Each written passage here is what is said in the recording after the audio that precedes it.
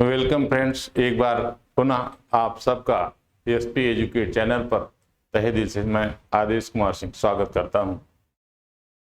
जैसा कि मित्रों जानते हैं कि टीजीटी पीजीटी के संबंध में हम लोग की चर्चा चल रही है। पूर्व के लेक्चर में मैं बात किया था कि कैसे टीजीटी पीजीटी की तैयारी करें और तैयारी करते समय किन बातों का हम लोग क्या है ध्यान रखें। उसी के क्रम में, उसी की श्रृंखला में आज हम बात करते हुए आगे बढ़ते हैं और समझने का प्रयास करेंगे वे कौन से प्रमाणिक एथेंटिक बुक हैं जिनको कि हम क्या है अध्ययन करके अपने जीवन को बेहतर बना सकते हैं और टीजीटी पीजीटी से जुड़ी हुई जो समस्याएं हैं उसको क्या है हम बेहतर तरीके से सॉल्व करके और लक्ष्य की तरफ बढ़ सकते हैं, लक्ष्य को प्राप्त कर सकते हैं। उसी के संबंध में आज हमारी परिचर्चा है। आपके सम्मुख की स्क्रीन पे आप देख पा रहे होंगे। तो चलिए हम लोग बात करते हैं। जैसे लिखा है टीजीटी पीजीटी के लिए प्रमाणिक सामग्री। देखिए, कोई भी कार्य करते समय इमेजिन करिए कि आप मकान बनवा रहे हैं, तो मकान के लिए आप चाहेंगे कि जैसे जो रॉ मटेरियल है वो बेहतर किस्म का हो। आप चाहेंगे कि ईंट बेहतर किस्म की हो। आप चाहेंगे कि जो आपकी सीमेंट है वो मिलावटी ना हो। आप चाहेंगे कि आपका जो मोरंग वगैरह प्रयोग किया जाता जो है वो अच्छा हो, माने उसे मिट्टी का जो है मिलावट ना हो। आमतौर पे खदान की प्रक्रियाओं से गुजरते हुए उसमें मिट्टियां भी मिल जाती हैं और अगर उस चीज़ को आप ढंग से नोटिस नहीं करेंगे तो ढेर सारे जो आपके संसाधन हैं वो क्या है एक लंबे समय बाद नुकसानदायक हो जाएंगे। यानी क्या है घर की बनावट ही क्या है खराब ईंटों से, खराब सीमेंट से या खराब जो है सरिया उसमें लगी हुई है तो क्या है वो उतनी आयु नहीं होगी उसकी, या उतना जो है क्या वो मजबूत नहीं होगा जितना कि क्या है आमतौर पर फ्रेश मटेरियल से हो सकता है। उसी के संबंध में हम बात कर रहे हैं। टीजीटी पीजीटी के संबंध में अगर आप जानकारी इसमें समझें आसानी से कि वो कौन सी पुस्तकें हैं, वो कौन से बुक हैं जिनको क्या है हम अध्ययन करें और अध्ययन करने के उपरांत हम अपने लक्ष्य को आसानी से क्या है पहुंच सकते हैं। तो आइए हम लोग बात करते हैं क्रमवार सामग्री के संबंध में। कौन कौन सी क्या है सामग्री चाहिए। सामग्री यानी हम लोग तैयारी तो करना शुरू कर दिए, लेकिन क्या है वो कौन से जो है बुकें हैं या कौन सी वो तरीके हैं, उन तरीकों को अगर हम फिलअप करें अपने लाइफ में क्या है उसको इंजेक्ट करें, आसानी से चीज़ों को आसान बना करके हम अपने लक्ष्य को प्राप्त कर सकते हैं। आइए हम लोग बात करते हैं। अगर हम सामग्री की बात करें तो इसको हम 3 पार्ट में डिवाइड कर रहे हैं। देखिए, हमारे जो पढ़ाने का नज़रिया है थोड़ा सा डिफर होगा और आप इसको केवल क्या है पहले आसानी से समझिए। एक एक तथ्य को जो कि आपकी परीक्षाओं से जुड़ा हुआ होगा उसको क्रमवार हम आप उसको पर चर्चा करते हुए और उस पर्टिकुलर चैप्टर हो, टॉपिक हो, उन समस्याओं को क्रमिक जो है एनालिसिस करते हुए आगे बढ़ेंगे। तो यहीं से एनालिसिस की हम शुरुआत करते हैं। सामग्री, तो जैसे उसमें पहली चीज है पूर्व वर्ष के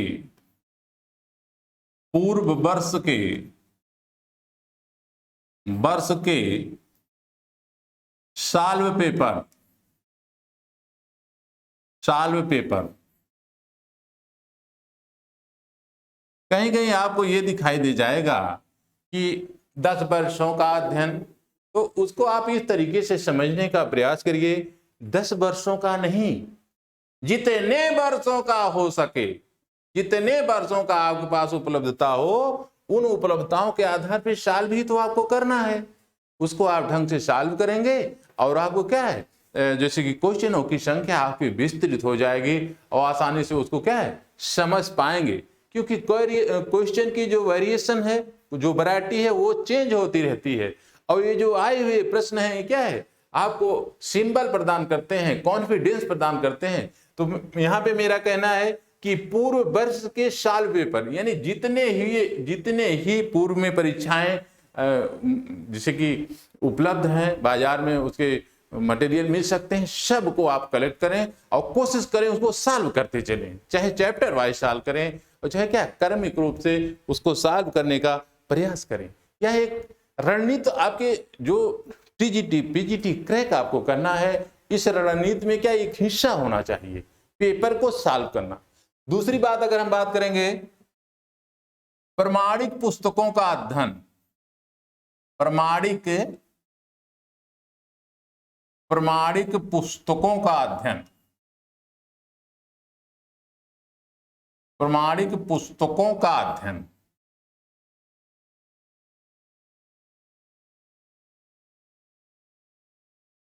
प्रमाणिक पुस्तकों का अध्ययन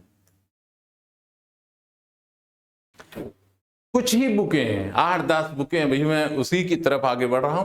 प्रमाणिक जो भी आप पढ़ें एथेंटिक हो। जैसे आपको मान लीजिए, इमेजिन करिए कि आपको जो है कुछ बेहतर चीजें कपड़ा परचेज करना है, आपको अपनी आवश्यकताओं के अनुसार क्या है कपड़ा परचेज करना है।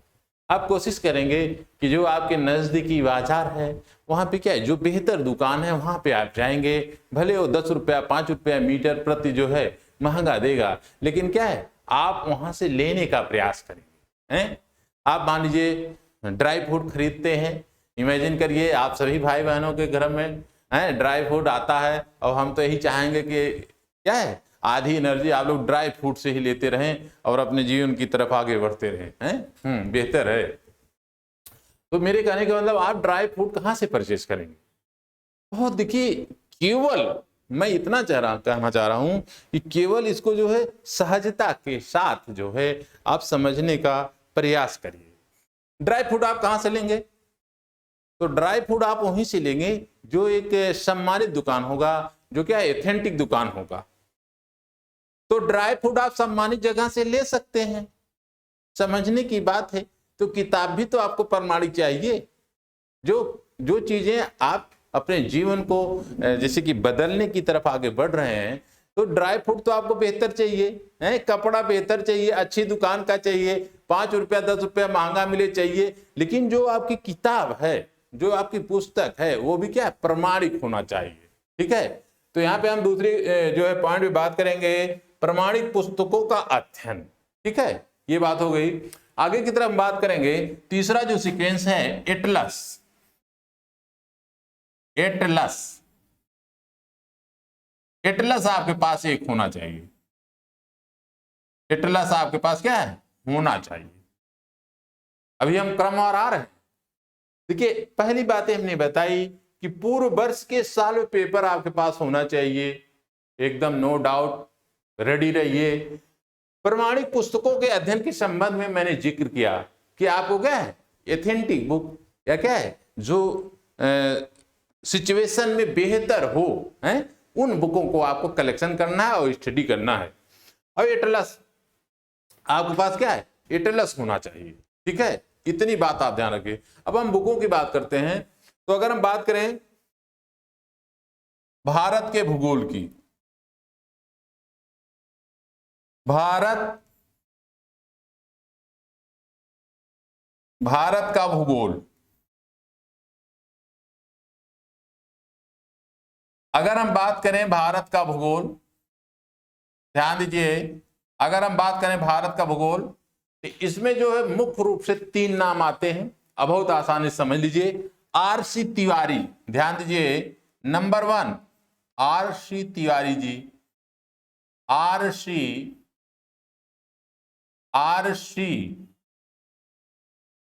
तिवारी।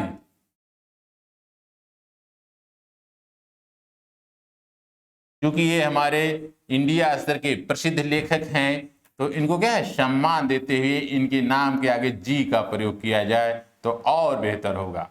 RC तिवारी जी की भारत के भूगोल की बुक आती है, आपके रेंज में है, अवेलेबल है मार्केट में, बेहतर तरीके से आप इसको परचेज कर सकते हैं। और इसी से अगर दूसरी बातें हैं तो देखिए बाणी प्रकाशन ले सकते हैं आप, बाणी प्रकाशन की बुक,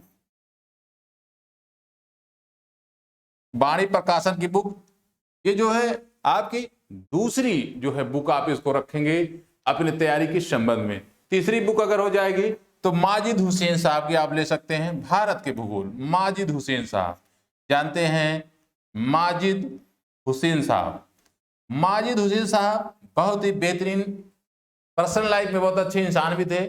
उन्होंने भारत को जैसे कि बहुत कुछ दिया, बहुत कुछ दिया भारत को। और क्या है, उनकी बुकें, इंग्लिश मीडियम की बुकें बहुत अच्छी हैं, हिंदी मीडियम की बुकें क्या है, बहुत अच्छी हैं। किनकी? माजिद हुसैन साहब, माजिद हुसैन साहब।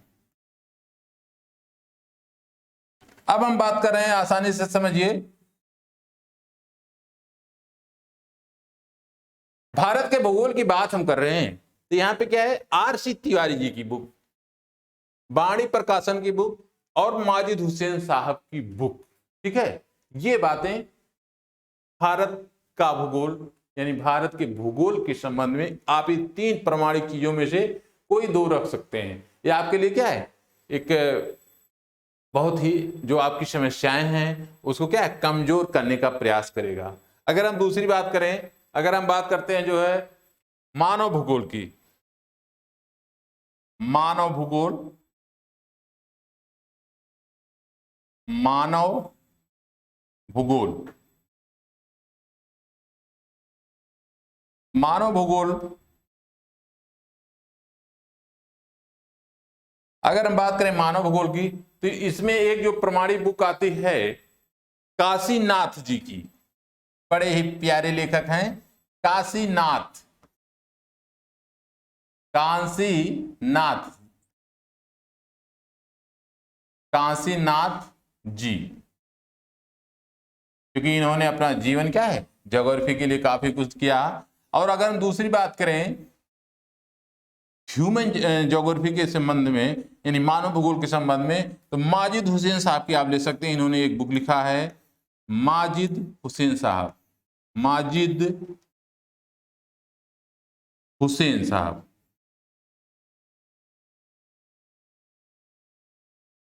हुसैन जी। देखिए, हमने अभी चर्चा किया कि भारत का भूगोल और मानव भूगोल की किताबों के संबंध में। मानव भूगोल के संबंध में स्क्रीन पे आप आसानी से देखिए, जो है जिनका जो है, अगर मान लीजिए थोड़ा सा कम स्पष्ट दिखाई रहा हो तो आपने क्या है, उसको स्क्रीन को और बड़ा कर लें। देखिए, काशीनाथ जी और माजिद हुसैन साहब, माजिद हुसैन साहब की क्या है, आप बुक ले सकते हैं। अब बहुत ही क्या है, ह्यूमन ज्योग्राफी भी क्या है, बहुत ही ऑथेंटिक बुक है। माजिद हुसैन साहब की ले सकते हैं या काशी, इसमें कोई एक बुक आप, जो भी आपके जो है आवश्यकता के अनुसार हो, दोनों अच्छी बुक है, आप इसको जो है ले सकते हैं। आगे की हम बात करें, आते हैं तो आर्थिक भूगोल के संबंध में। अब जरा से इसको हम मिटाएंगे, ठीक है, इसको हम मिटाएंगे। 2 बातें हो गई, भारत का भूगोल हो गया और भारत के भूगोल के साथ साथ मानव भूगोल की भी बातें हो गई। अब हम लोग आते हैं और पर चर्चा करते हैं आगे की तरफ, देखते हैं आर्थिक भूगोल।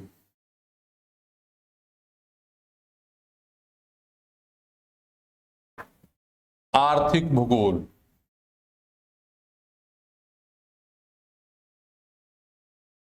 आर्थिक भूगोल, यानी आर्थिक भूगोल के संबंध में हम किन लेखकों का क्या सहारा लेंगे।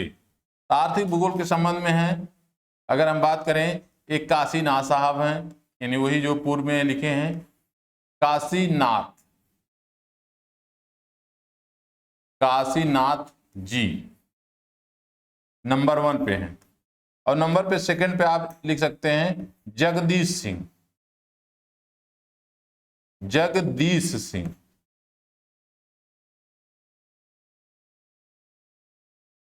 जगदीश सिंह की बुक आप जो है आर्थिक भूगोल पर ले सकते हैं। जगदीश सिंह की बुक क्या है, आर्थिक भूगोल पर, काशीनाथ जी की और जगदीश सिंह की बुक क्या है, आप ले सकते हैं। इसी से जुड़ी हुई चीजों को अगर हम ध्यान से देखें तो जनसंख्या भूगोल, ये सभी आपके पाठ्यक्रम में है, ध्यान दीजिए। जनसंख्या, जनसंख्या, जनसंख्या भूगोल,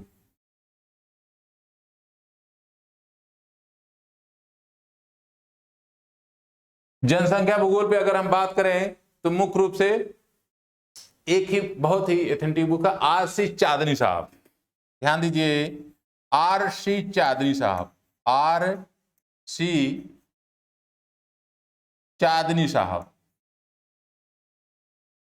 चांदनी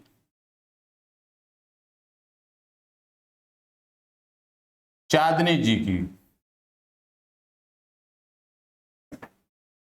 ध्यान दीजिए, जनसंख्या भूगोल। अभी हम लोगों ने देखा आर्थिक भूगोल की 2 बुकें हैं, काशीनाथ जी ने लिखा है, जगदीश सिंह लिखा है, और ये बहुत ही क्या है, जो इनकी भाषा है बहुत ही अनुशासित भी है और सरल भी है, ठीक है, अनुशासित भी है और सरल भी है। और आर.सी. चांदनी साहब, तो इनका भैया कुछ कहना नहीं है, पॉपुलेशन ज्योग्राफी क्या है ये समझिए, एक तरीके से नॉर्थ इंडिया में हिंदी मीडियम के लिए क्या है, रामबाण है। आर.सी.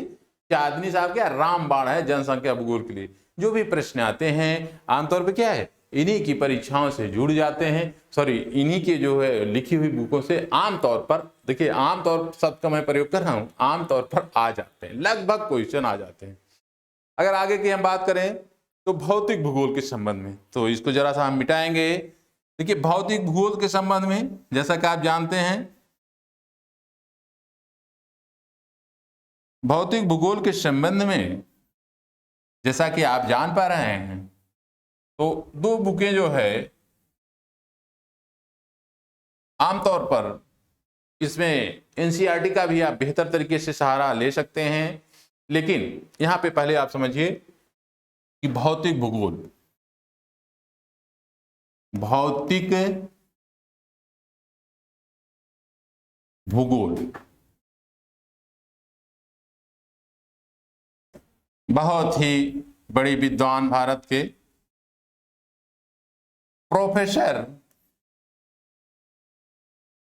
शबींद्र सिंह की, शबींद्र सिंह जी की बुक आप ले सकते हैं। जी, भौतिक भूगोल के लिए आप शबींद्र सिंह की बुक ले सकते हैं। बहुत ही कहना नहीं कि कैसा इन्होंने लिखा है, बहुत बेहतरीन। और इसके बाद अगर हम बात करें संसाधन भूगोल की,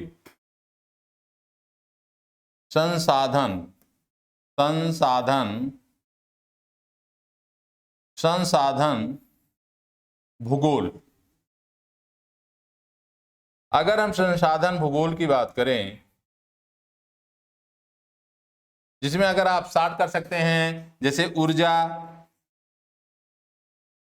खनिज, इन सब जुड़े मुद्दों पे क्या है, एक बुक बहुत ही ऑथेंटिक है, खनिज, तो उसमें आप आसानी से समझ जाइए।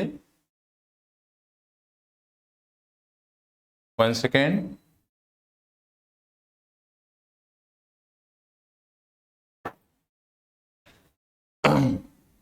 जैसे इसी को हम देखें, ऊर्जा, खनिज,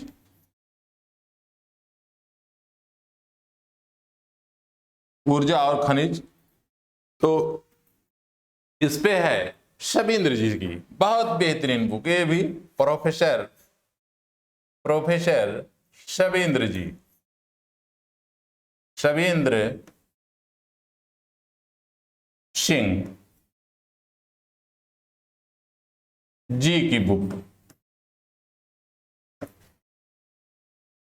प्रोफेसर शबींद्र सिंह जी की बुक, आप इसको क्या है ले सकते हैं। अब बहुत ही क्या है, भाषा और क्या है, विचारों को ऐसा शबींद्र जी ने जोड़ किया है कि नॉर्थ इंडिया में बेजोड़, कौन, यही शबींद्र सिंह। आप देखेंगे फिजिकल ज्योग्राफी में 3 पोर्शन आ जाते हैं, जियोमॉर्फोलॉजी के पोर्शन, ओशनियोलॉजी के पोर्शन और क्लाइमेटोलॉजी।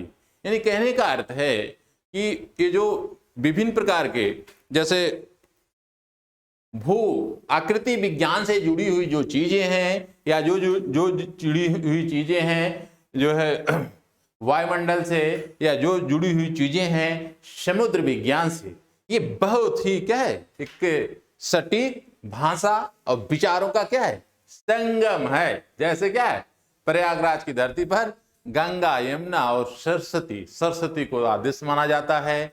अतीत काल में ये सोचा गया था कि सरस्वती नदी भी क्या है, उसका भी अस्तित्व था, पर क्या है आज के डेट में वो अदृश्य है, ऐसी एक संकल्पना है। तो ऐसा ही संगम है, यानी क्या है, ध्यान दीजिए, भाषा और विचारों का अनुशासित और बेजोड़ है। आपके लिए क्या है, एकदम समझिए कि समस्या ही हल हो जाएगी। तो देखिए, भौतिक भूगोल के संबंध में हम लोगों ने बात किया, संसाधन भूगोल की किताबों के संबंध में हम लोगों ने बात किया। ये दोनों बुक आप शबेंद्र सिंह जी की ले सकते हैं, ठीक है। इतनी बातें हो गई।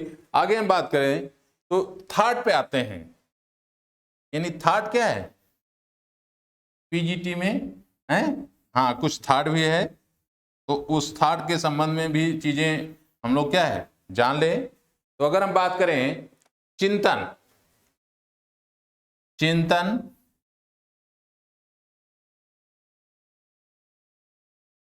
अगर हम बात करें विचारक,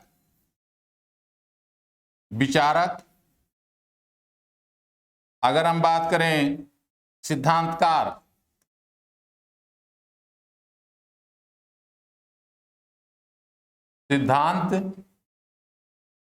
तो देखिए यही जो कुछ ऐसे भूगोलवेत्ता हैं जिन्होंने नियतवाद क्या है, पृथ्वी की संरचना कैसे है, फॉर्मेशन हुआ, ये विभिन्न प्रकार के ग्रह कैसे बने, तारे कैसे बने, नेबुला क्या है, आकाशगंगा क्या है, न्यूट्रॉन तारा क्या है, ब्लैक होल क्या है, इसके संबंध में अपनी बातों को रखा है। जैसे माननीय वेगनर महोदय थे, तो ये तो मौसमविद थे, लेकिन क्या है मौसम की खोज करते करते पूर्ण रूप से भूगोल वेत्ता हो गए थे। अब पूरी जिंदगी आप सोचिए, इमेजिन करिए कि ऐसे अगर हम बात करें जैसे कि पश्चिम यूरोप के भाई सिटीजन की या पश्चिम यूरोप के मॉडर्न वर्ल्ड में योगदान की, तो अतुलनीय है। अगर हम बात करें एंशिएंट फेज में, तो सबसे बड़ा दुनिया के लिए क्या है योगदान अपने देश भारत का है। लेकिन अगर हम बात करें मॉडर्न वर्ल्ड की, तो इसमें बहुत ज्यादा योगदान पश्चिमी यूरोप के लोगों का है। जैसे नेचुरल साइंस का जो आज के डेट में डेवलपमेंट हो रहा है, मूल रूप से अभी आप देखें रिसर्च 100 ईयर का आप रिसर्च पेपर उठा के देखें, तो ज्यादा से ज्यादा ये जो विचारक हैं, सिद्धांतकार हैं, वो कहाँ से जुड़े हैं, वो अमेरिका से जुड़े हैं, कनाडा से जुड़े हैं, Britain, France, Germany, Italy, Spain, पुर्तगाल हैं। इन्हीं सब देशों से अनन्य विचारक क्या है, अनेक विचारक जुड़े हुए हैं। ऐसे ही लगभग क्या है 10 या 12 सिद्धांतकारों के विषय में हम लोग उनके व्यूज को पढ़ना है। जैसे हम बात करें कि चाणक्य नीति, तो चाणक्य ने तो एक अर्थशास्त्र का बुक लिखा था, लेकिन उसमें सभी उस समय के सिचुएशन के अकॉर्डिंग चाणक्य महोदय जी ने बहुत ऐसी बातों को बताया जो आज के डेट में भी क्या प्रासंगिक है, अगर उसका हम इम्प्लीमेंट करें। तुलसीदास जी कौन थे, हमारे बहुत बड़े सम्मानित जो है जानते हैं, जैसा कि रामायण जो है संस्कृत में था। हम वो आपको समझा रहे हैं कि वो सिद्धांतकार की चीजों को समझा रहे हैं, क्या चीजें हमें क्या है किताबों के माध्यम से हम लोग को जानकारी लेना है। जैसे तुलसीदास साहित्यकार थे, रामायण संस्कृत में था, लेकिन माननीय आदरणीय परम आदरणीय माननीय तुलसीदास ने क्या उसका अवधी भाषा में अनुवाद किया, और जब अवधी भाषा में अनुवाद किया तो आम जन तक ये पहुंचा।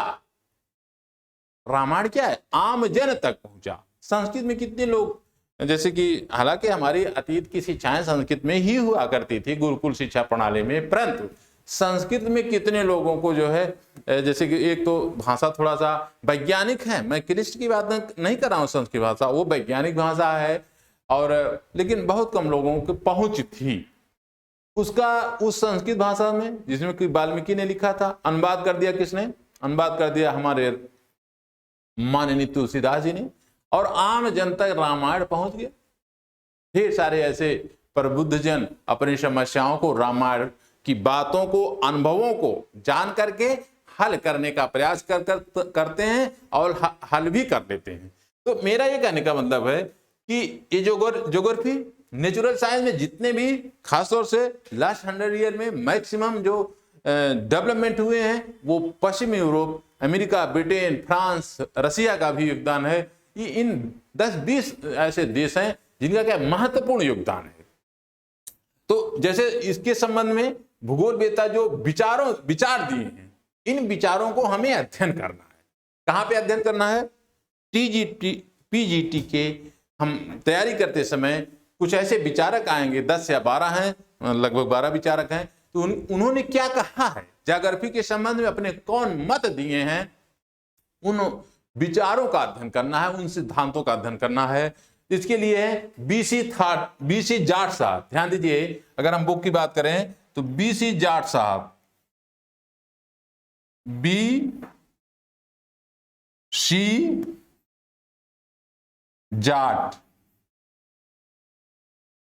जाट जी, बीसी जाट जी ने इस पे बुक लिखी है। और दूसरी बुक यदि आप पढ़ना चाहेंगे, आपकी आवश्यकता रहेगी, तो आप माजिद हुसैन साहब को ले सकते हैं। माजिद हुसैन साहब, माजिद हुसैन साहब किसी पहचान के मोहताज नहीं हैं। माजिद हुसैन साहब, बहुत ही बेहतरीन ये भी बुक है, हुसैन जी। अब देखिए, हम लोगों ने बात किया भारत के भूगोल के संबंध में कौन सी एथेंटिक बुक है। हम लोगों ने बात किया ह्यूमन ज्योग्राफी के संबंध में, हम लोगों ने बात किया आर्थिक भूगोल, जनसंख्या भूगोल, जो है भौतिक भूगोल के संबंध में, हम लोगों ने संसाधन भूगोल के संबंध में पर चर्चा की। अब देखिए, चिंतन यानी क्या है? चिंतन यानी कौन लोगों ने चिंतन किया, यानी वही विचारक, कहने का अर्थ कौन ऐसे विचारक हैं, सिद्धांतकार हैं, यानी सिद्धांत दिए। ठीक है, इनके विषय में हम लोगों को 10 से 12 जो विचारक हैं उनकी स्टडी करना है। उसके लिए जो बुक होगी बीसी जाट जी की है, ये भी सरल भाषा में बेहतर है, और माजिद हुसैन जी की बुक है, इसको आप ले सकते हैं। आगे की हम बात करें, अब हम जरा से इसको मिटाएंगे और आगे की बात करेंगे। देखिए, अगर हम मूल रूप से देखें तो दो बातें, इतनी बातें हो गई, लेकिन इसमें और जो मुख्य बातें हैं उसको आप तल्लीनता और गंभीरता से समझने का प्रयास करिए। देखिए, मूल बातें क्या है। अब देखिए, जो ऐसे जो है भाई बहन है जो काफी जिनका अनुभव है, तो उनके लिए कोई बात नहीं, लेकिन जो नए भाई बहन हैं और टीजीटी पीजीटी की तैयारी करना चाहते, उनके लिए क्या है, ध्यान दीजिए, 6 से 12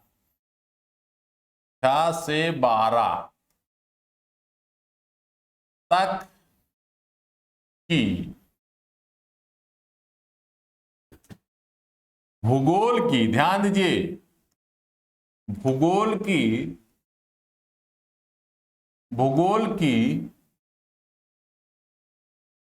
NCERT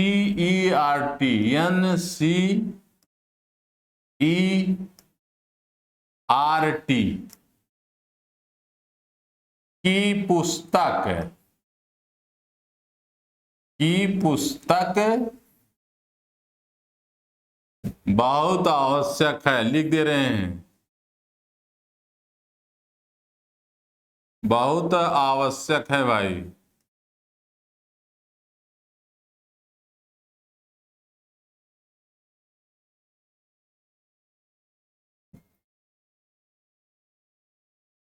ध्यान दीजिए,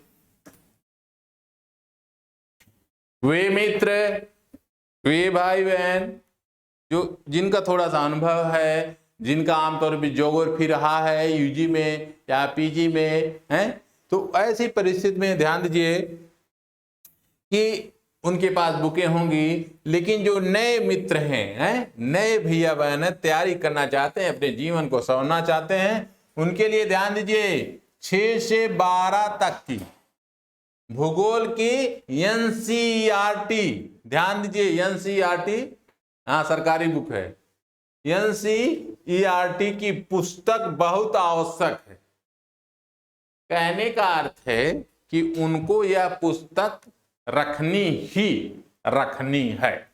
6 से 12 तक की एनसीईआरटी की पुस्तक उनको क्या है, रखना ही रखना है, क्योंकि बहुत ऐसी छोटी छोटी चीजें आपको यहाँ पे मिल जाएंगी, वो क्या है, और आपकी समझ आ जाएगी। ज्योग्राफी के प्रति आपकी समझ को क्या मजबूत करेंगी ये एनसीईआरटी की बुकें। ठीक है, इतनी बात हो गई।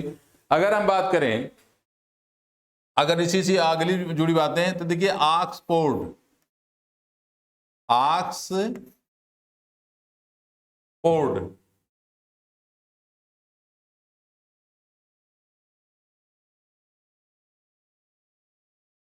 ऑक्सफोर्ड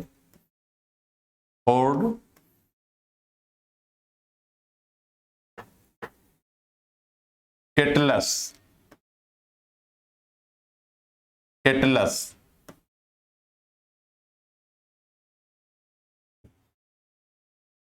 रखना ही है, ध्यान दीजिए, रखना ही है।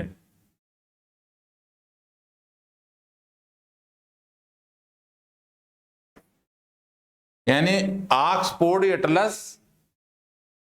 आप विड्रॉ नहीं कर सकते, ये आपको रखना ही रखना है। एनसीईआरटी की बुकें और एटलस, मतलब आज से जाएंगे आप तो आपको एटलस कह देंगे, मिल जाएगा। ऑक्सफोर्ड के एटलस ले लीजिए, तो ये क्या है, आपके लिए बहुत ही सुरक्षित होगा।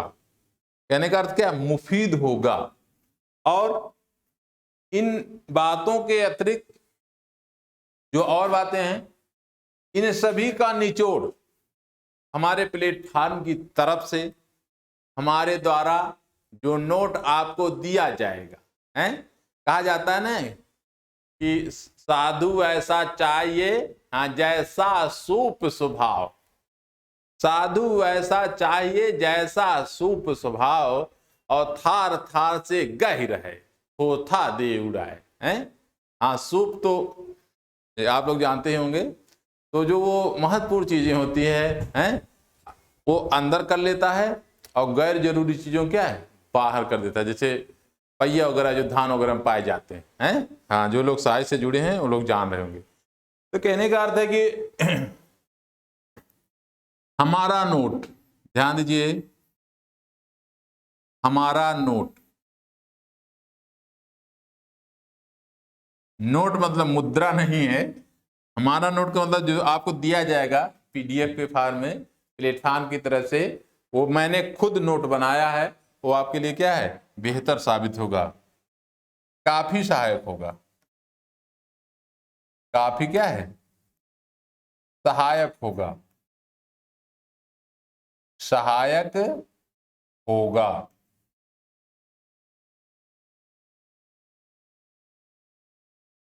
हमारा नोट क्या है, हमारा नोट आपके लिए क्या है, समझिए। अब जो वादा आपसे कर रहे हो निभा के भी दिखाएंगे। हाँ, वादा करना चाहिए, निभाना भी चाहिए। तो प्लेटफॉर्म की तरफ से जो भी नोट प्रोवाइड कराया जाएगा हमारी तरफ से, वो आपकी समस्याओं क्या है, समझिए, सार संग्रह होगा, और कम समय में आप क्या है, बेहतर और परिपक्व तैयारी को क्या है, अंजाम दे सकते हैं। और तो देखिए, इतनी बातें हुई, हम लोग बात किए आज के इस लेक्चर के संबंध में। टीजीटी पीजीटी के लिए जो है प्रमाणिक पुस्तकों के विषय में हम लोगों ने जाना, और आगे के लेक्चर में देखिए हमारे जो सीक्वेंस हैं, क्रमवार आगे की तरफ बढ़ रहे हैं। तो हम बात करना चाहते हैं कि कल के लेक्चर में हम लोग फिर डिस्कस करेंगे कि विभिन्न प्रकार के जो हमारे पाठ्यक्रम हैं, उन पाठ्यक्रम को हम समझने का प्रयास करें। जैसा कि पहले लेक्चर में मैंने आपसे बात किया था, उस बात करने के क्रम में मैंने आपको एक बात मेंशन की थी, आप जरूर वीडियो पे बार बार जाएं और सिलेबस को लेके जाएं और समझें। मैंने मेंशन किया था कि सिलेबस को बार बार देखें। जब बार बार देखेंगे तो उसकी जो, जैसे कि फैक्ट है, जैसे हम थोड़ा सा एक संकेत आपको कर रहे हैं, आप समझ जाइएगा। संकेत आपको कर रहे हैं, जैसे मान लीजिए पृथ्वी की आंतरिक संरचना, संकेत है, आपके सिलेबस में भी है। पृथ्वी की पृथ्वी की आंतरिक संरचना, पृथ्वी की आंतरिक संरचना।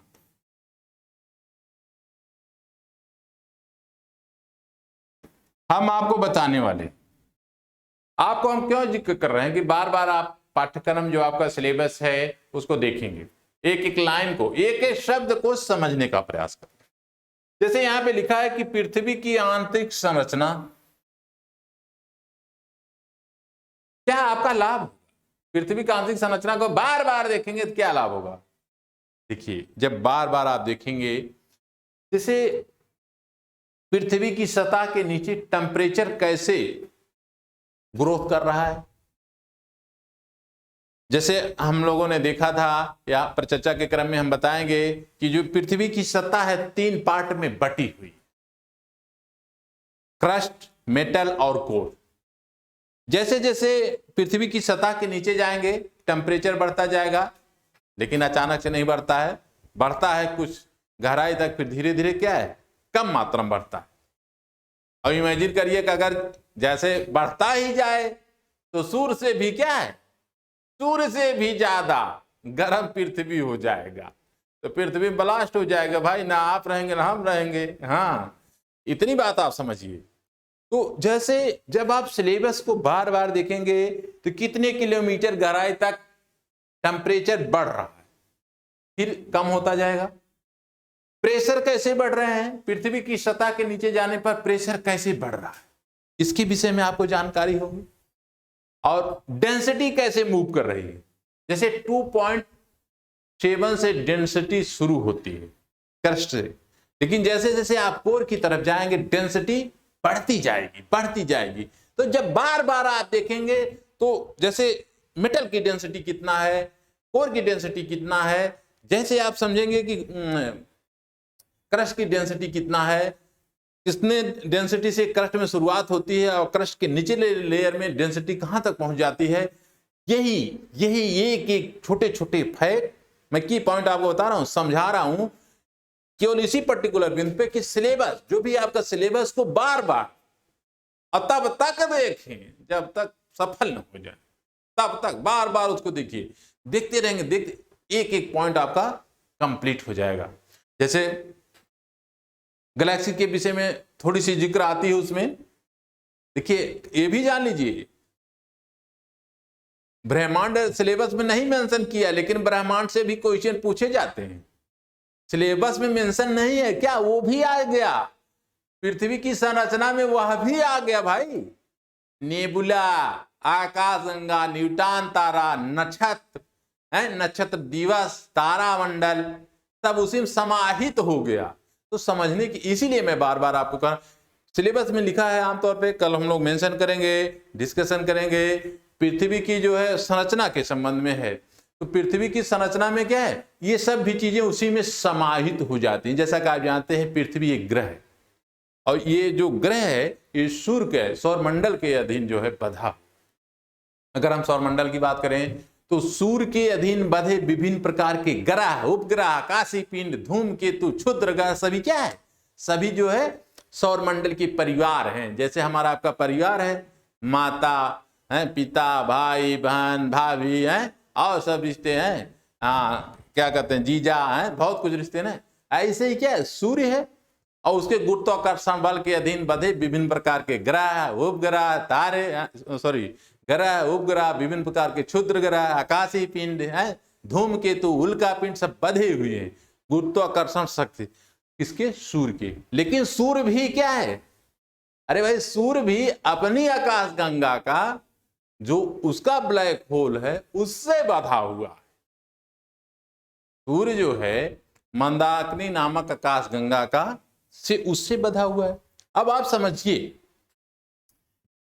जब आप आकाश गैलेक्सी पे आएंगे तो आपको नेबुला जानना होगा, नेबुला जानना होगा तो फिर तारे कैसे बनेंगे। हम आपको देखिए, ये केवल संकेत मात्र आपको कर रहे हैं कि समझे कैसे, जब ये तब आप समझ पाएंगे जब सिलेबस को बार बार, यानी क्या है, अब भाई देखिए, तब तक आप इसको हमारे साथ पर चर्चा क्रम में मैं आपको बता दूं कि आपको एकदम क्या रेडी रहना है, और रेडी रहेंगे तभी ना लक्ष्य पाएंगे। तो जैसे बार बार आप सिलेबस देखेंगे, कौन अपना सिलेबस बार बार देखेंगे, तो तब जाके समझ पाएंगे। जैसे गैलेक्सी की बात हो गई, तो नेबुला क्या है आपको जानना होगा। फिर तारे कैसे बनते हैं, क्यों? क्योंकि आकाश गंगा के गुरुत्वाकर्षण शक्ति के अधीन बधे तारे, गैसीय पिंड, धूलकण के तंत्र को, सिस्टम को गैलेक्सी कहते हैं, आकाश गंगा कहते हैं।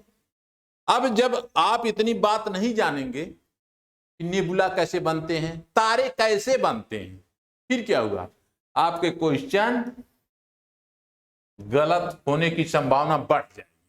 और बार बार जब सिलेबस जान जाएंगे, सिलेबस की जो मॉडल प्रारूप है, आप मकान बनाते हैं, किचन कहां रहेगा, है? हाँ, किचन कहां रहेगा और डाइनिंग हॉल कहां रहेगा, सबका डिजाइन करते हैं।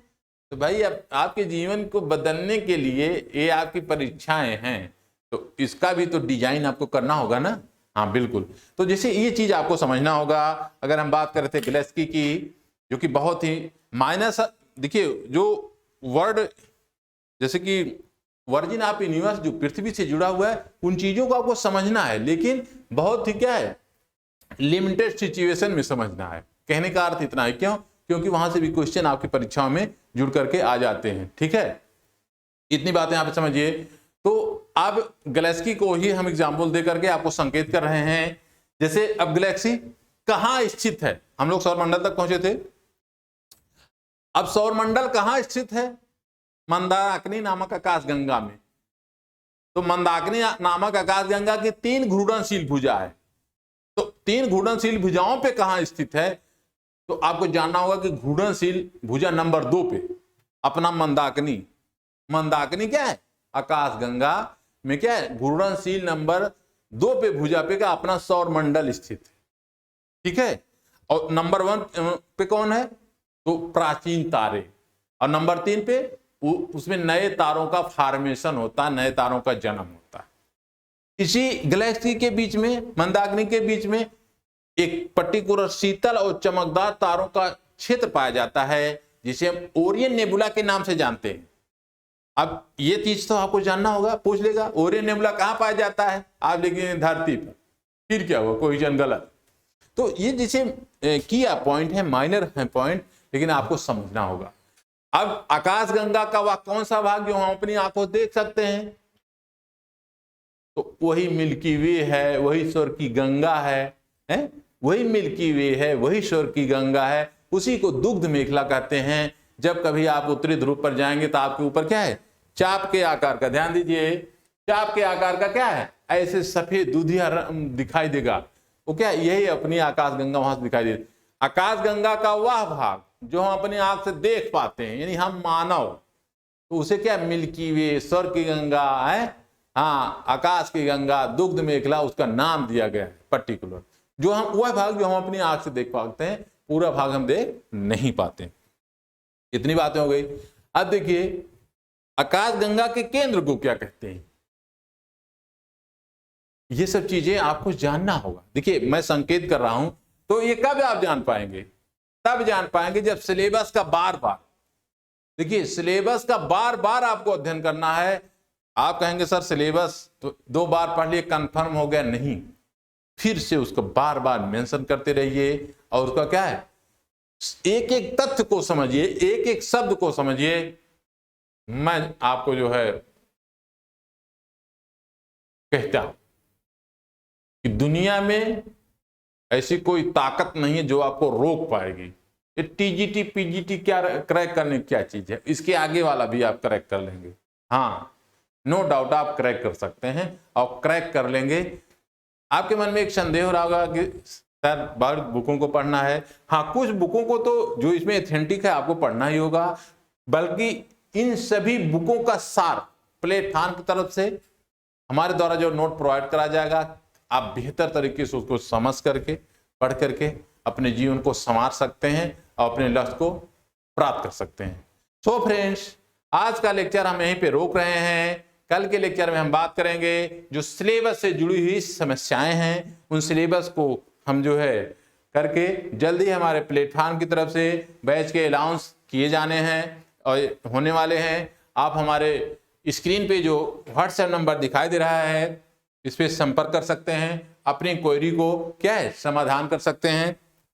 आपकी समस्याओं को प्लेटफॉर्म की तरफ से जो है जांच की जाती है और जो भी आपकी समस्याएं क्वेरी है क्या है उस पर जो है उचित निर्णय लिया जाता है। तो आज का लेक्चर यहीं तक। कल के लेक्चर में हम पुनः आपसे मिलेंगे सिलेबस के डिस्कशन के साथ। हम लोग सिलेबस का डिस्कशन करेंगे, क्या क्या पढ़ना कैसे पढ़ना है उसके संबंध में बात करते हुए हम लोग आगे बढ़ेंगे। और जल्द ही बैच के जो है अनाउंस होने वाले हैं, पूरी संभावना जो है प्लेटफॉर्म तरफ से काम हो रहा है, इस पर आप नज़र रखेंगे। तो सभी फ्रेंड्स को बहुत बहुत शुक्रिया, खैर मकदम, थैंक यू।